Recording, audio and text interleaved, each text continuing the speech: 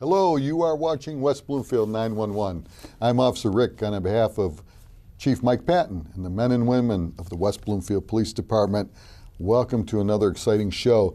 Before we get started with the Corner Spotlight, a segment that I hope you folks enjoy, I want to introduce a good friend of mine, Harry Weaver III. Yes. Harry, thanks for coming on. Good to see you. No problem. Thanks for having me. It's been a long time. It's been quite a long time. Absolutely. Listen, don't take off. We want to do a segment called the Corner Spotlight where we highlight an officer or employee of the department. Okay, I'll stick around for a bit then. All right. Folks, take a look at your screen and you will see the smiling countenance of Sergeant Tom Carline.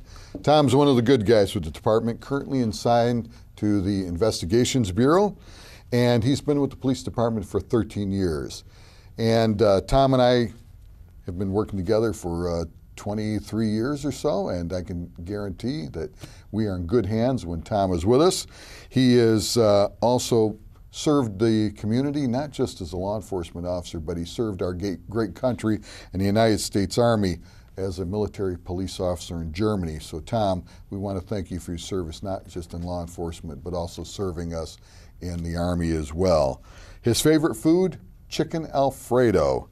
And he said his favorite book isn't a particular one, but he likes to read about local and regional history, so he's a bit of a historian. And his favorite movie, and I got to tell you, Tom and I would agree wholeheartedly on this, Miracle on 34th Street. And he's talking about the original one, folks, the original one in black and white, the 1947 classic, starring Maureen O'Hara, Edmund Gwenn as Santa Claus, Kris Kringle, John Payne, Natalie Wood, William Frawley, and others. That's a great movie. His favorite music? Country and Western. So you know what? He is certainly a man with taste and distinction, our friend Tom Carline.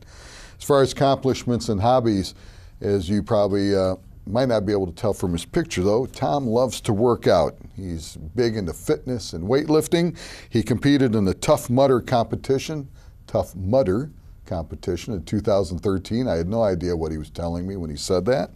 And he loves to snow and water ski barefoot. And he loves all water sports. And ladies, I hate to tell you though, you're looking at Tom, he's a good looking guy. He is spoken for. And his quote, I like this one, from John Cassis, "It's nice to be important, but more important to be nice." And I can tell you, Tom is one of the nice guys, one of the good guys in the department. So folks, we're going to turn the Corner Spotlight off on my good buddy, Sergeant Tom Carline.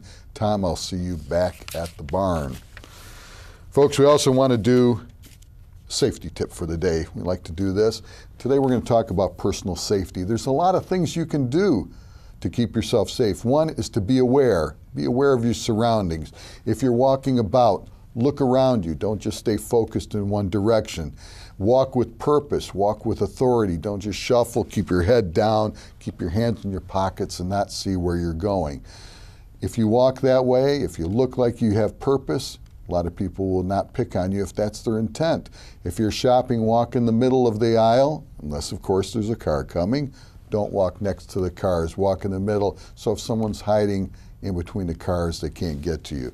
There are certain things you can do personally to protect yourself. If you're walking, keep your keys interlaced between your fingers, and if someone decides to attack you, you already have a weapon or a means of defending yourself. If someone attacks you and they want to harm you or kill you, you just take the keys and you scrape them along the face, take off, get out of there, go seek help. Another thing you can do is a pen is not only good for writing, for us it's good for writing tickets, but if you're walking with a pen and someone wants to attack you and harm you, you use the pen as a means of self-defense, and just wherever it sticks, and then run away and seek help. If you're shopping around the holiday season or whenever, don't block and encumber your hands with packages, and don't hide your face behind the packages so you can't see. For you ladies especially, if they have valet parking, please utilize that.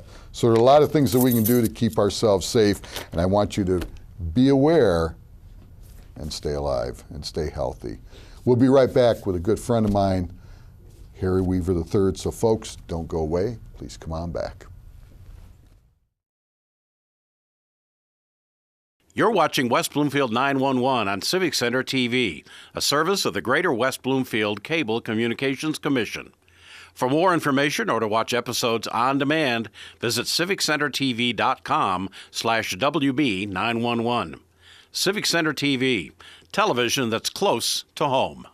Michigan is a melting pot of various cultures and races in which we all live side by side. The Anti-Defamation League is an organization that focuses on fighting anti-Semitism and bigotry of all kinds. The ADL works with schools and businesses to provide education and outreach to the community.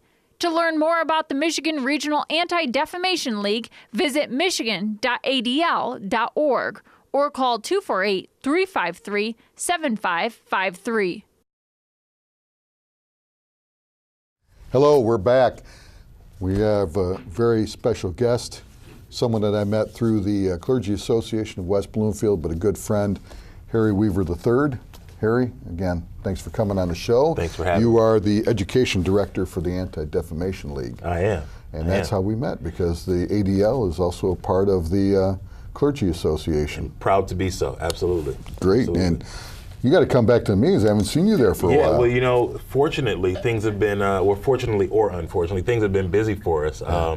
Fortunately in that we've got a lot to do in the community. Unfortunately in that some of it means that there are some issues going on that need our attention, in terms of, you know, sometimes some racial intimidation or diversity issues, whatever the case might be.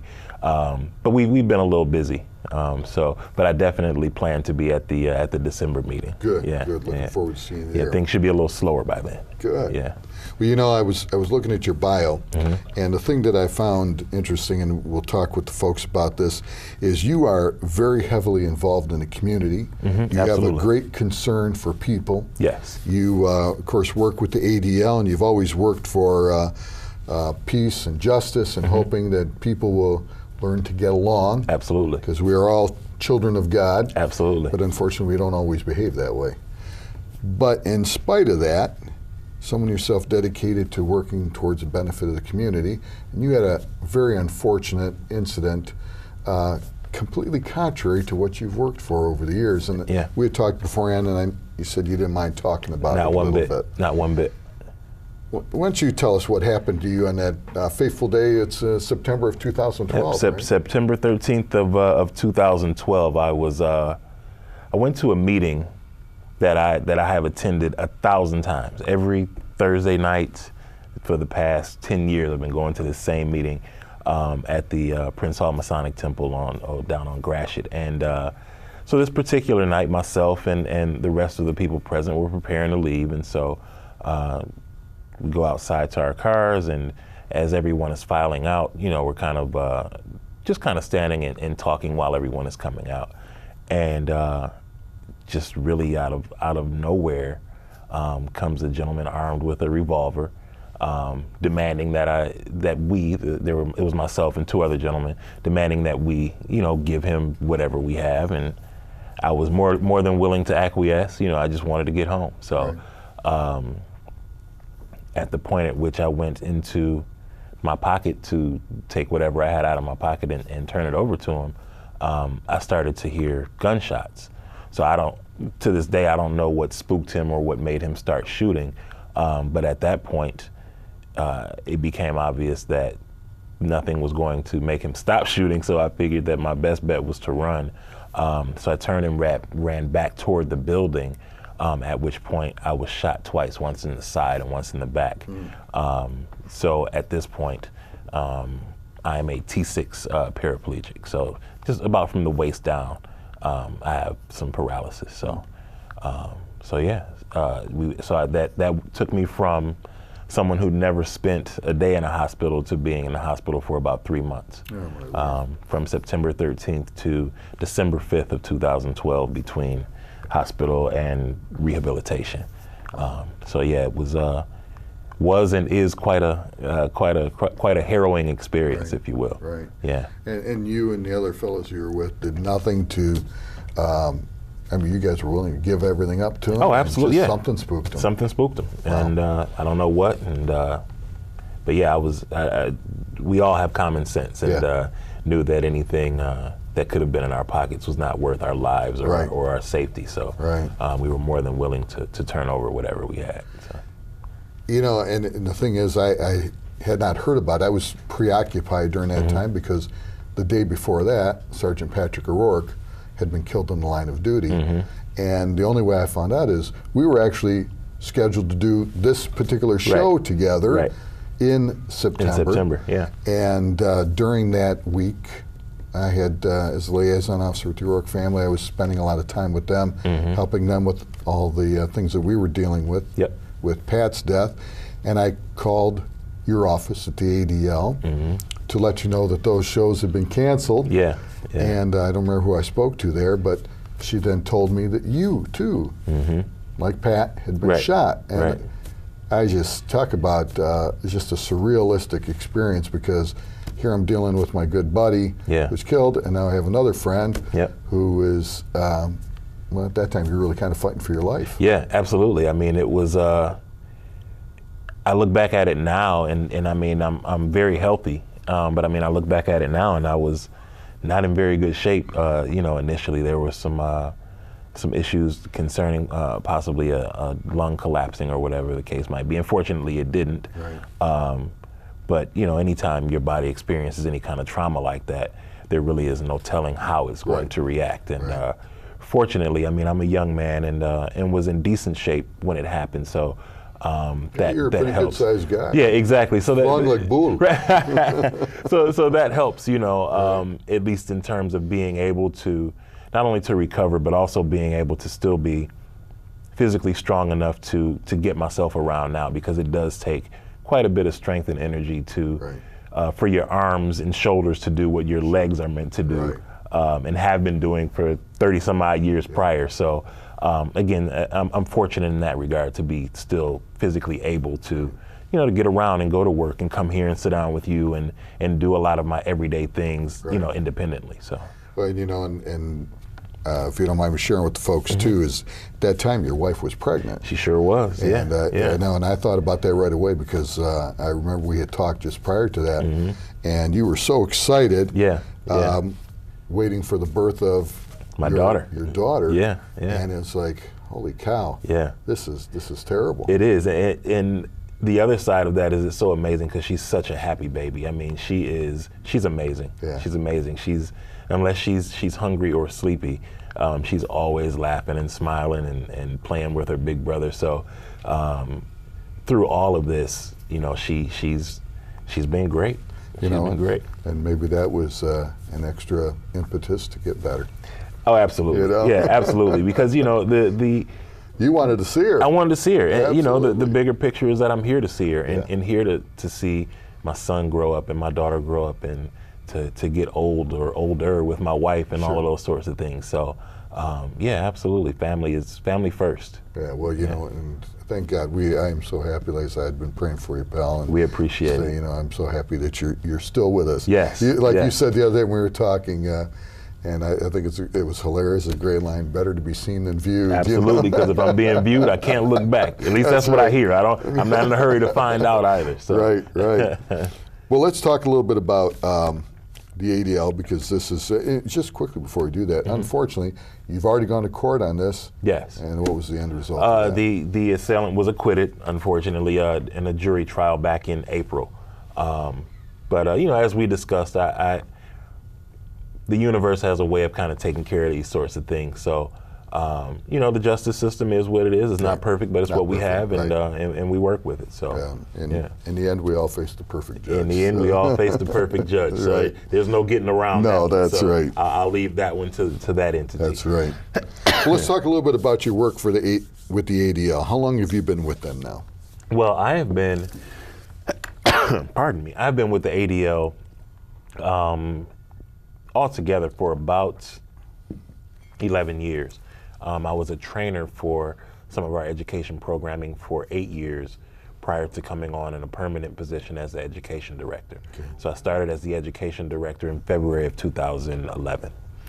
And what is the mission of the Anti-Defamation League? So the mission of the Anti-Defamation League is twofold, actually. We're celebrating our 100th year. This is our centennial anniversary this year. So the Anti-Defamation League was started in 1913 initially to protect the rights of Jewish people and to fight the defamation of the Jewish people, but also kind of a tertiary focus on other racial and ethnic groups. But fast forward to our current mission statement, we call it the 2 pillars of the ADL. The original statement is the first pillar, to protect the Jewish people and to prevent the defamation of the Jewish people. The second pillar, and equally important, is to protect the civil rights of all people, regardless of race, creed, color, sexual orientation, socioeconomic status, or any other delineation you could think of. Okay. And we do that in all sorts of ways. Now, what drew you to them? Because you had, you originally got a BA in history from U of M. Yes. The Go Blue, right? The Go Blue. Yes, indeed. Oh man, I said something I'm not supposed to say because my daughter now is going to MSU. So Oh, okay. Well, we won't let her see this right, show. exactly. And your money is going there, so I'll excuse you. Okay. I know that MSU has produced at least one good thing. My wife is a Spartan, so. Oh, okay. You got split family. But yeah, we've got a house divided, if you will. That's right. So, though my degree is in history, I've being an academic, if you will, is kind of a hobby of mine, but my career path has always led me to more of a human services track. I have run community centers and worked as kind of a counselor for various community organizations. And one of my mentors, Carla Spite, who is a tremendous person in the community in Detroit and has been for probably longer than she'd like to admit. I don't want to date her, but when she and I were doing some work together with Matrix Human Services, she received an email from the ADL about them looking for contract trainers. And so at the time, she was my direct supervisor. She said, listen, I want you to submit your resume for this. I think it'll be a good fit.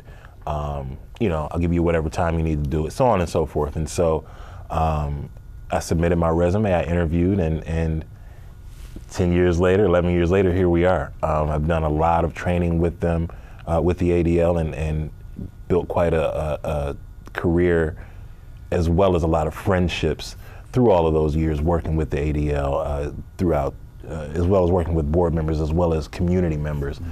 So that's what drew me. I mean, it's an amazing organization with amazing people. That's good to hear. Yeah, amazing people. I wouldn't trade it for the world. So yeah. And you have, and I know when you were going through your bad times here, so I know they spoke very highly of you, and it was like they couldn't wait to get you back. Yeah, and I couldn't wait to get back. I could not wait to get back. Right. I initially wanted to come back March 1st. So again, the incident happened September 13th. So I came home from rehab on December the 5th. So I wanted to go back March 1st, and my rehab specialists, they weren't opposed to it, but they said that they would have liked to see me take a little more time off. So I did. I decided to wait until after my daughter was born, which was March 14th. So I ended up going back April 3rd, and I was elated to be back. Yeah, just to be back in the office and feel like I was doing something with purpose. Right. I was exhausted, the first month or so. I literally couldn't do anything but come home and lay down as soon as I got home. Yeah. But now I'm pretty much back to fully functioning, in terms of energy levels and things of that nature. And time heals all wounds, so they say. So we'll see. This one, we're still working on this one, but it's it's on the uptick. Good, beautiful. Yeah. Now you also, as education director, what does that mean? What do you do? So our education programming is geared towards diversity education in schools, community groups, businesses. So we have a number of different things that fall under a program that we call a World of Difference. So a World of Difference is kind of our flagship education piece. So our classroom or school edition of that is called the Classroom of Difference. We have several schools throughout Oakland County as well as Wayne County and as far as Grand Rapids that bring us in to train teachers on diversity and cultural sensitivity and inclusion and things of that nature, as well as working with civic organizations and community groups who maybe just want to have a different understanding of other ethnic groups or have an influx of ethnic groups new to the community and want to kind of bring people together. kind of in short, the goal of all of our education programming is to teach that we all have way more in common than we have differences. Sure. And as a society, we focus way too much on those differences. And the one no fee program that we have that's huge is called No Place for Hate. Talk about that a little bit. Yeah, No Place for Hate is a great, great program. Gotta say, when I got here in 2011, we had about 11 or 12 schools signed up. And we currently sit at about 82 schools. Really? Yeah. So a lot of them within Oakland County. Oakland County has been a great, great supporter of No Place for Hate. Yeah. So what it is, it's a program where schools sign up, and through a 12-month period, they need to complete 3 projects that involve students in talking about diversity and anti-bullying and things of that nature. The thing that's so unique about it is that it's student-driven. So the students are the ones who come up with the ideas for these programs and help put them together and things of that nature. So we work with elementary through high school. Once these students complete all 3 of these programs, they get a huge banner with the No Place for Hate logo and the name of the school. And they really take a lot of pride in that, and they can renew every year. So we've got schools that have 3 or 4 banners because they've been very consistent in every year doing the program. And excuse me, and quite honestly, we've changed the environment in quite a few schools. You know, that was what I was going to ask. Is a lot of times, you know, there's all these great projects and programs.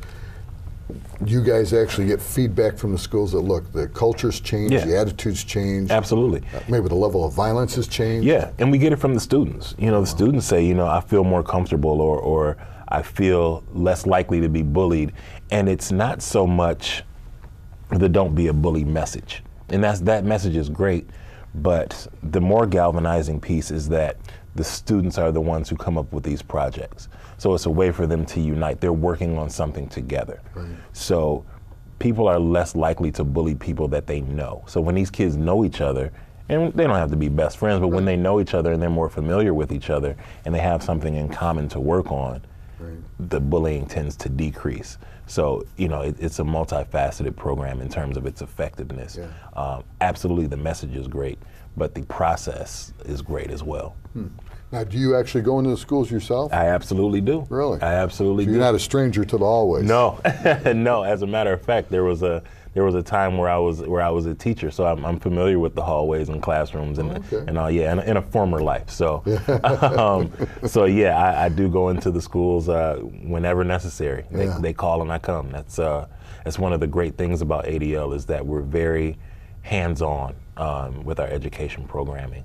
And you know, again, if my schools need me and they call me, I tell them I'll be there as soon as I can. Beautiful. Yeah.